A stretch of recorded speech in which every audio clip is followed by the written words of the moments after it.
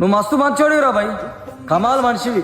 ఒకడికన్నా ఆపద ఉన్నదంటే రప్పన పోతావు, అన్న నేనున్నా అంటావు, అరే తమ్మ నేనున్నారా అని చెప్పేసి పైసలు ఇస్తావు, అడికి పని పడ్డదంటే బండి ఇస్తావు, అన్ని రకాలుగా అన్ని మంచిగా చూసుకుంటావు.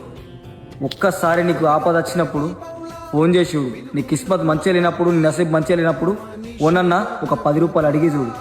లంజా కొడుకులు ఒక్కడు కూడా దగ్గరికి రాడు. ఇది చాలా మంది లైఫ్లో జరిగే ఉంటుంది. ఇట్లా తిడుతున్నాను కోపంకి రాకూరి. నిజమే కాక మనం మన స్థాయికి మించి సాయం చేస్తాం మనోళ్ళే అని చెప్పేసి, కానీ మనకంటే అవసరం పడ్డప్పుడు ఈ ఒక్క నా కొడుకు రాడు. అందుకే కావచ్చు ఇప్పుడున్న కాలంలో మంచోడికి విలువ లేదు, 10 మందిని ముంచటోడికే విలువ. లంగానా కొడుకులేదే రాజ్యం, పైసలు నోడిదే ప్రపంచం. అందుకనే నీ గురించి నువ్వు ఆలోచించుకో, నీ బతుకు నువ్వు బతుకు. ఈ గాడిద కొడుకులు అవసరానికి వాడుకొని వదిలేసే గాడిద కొడుకులు.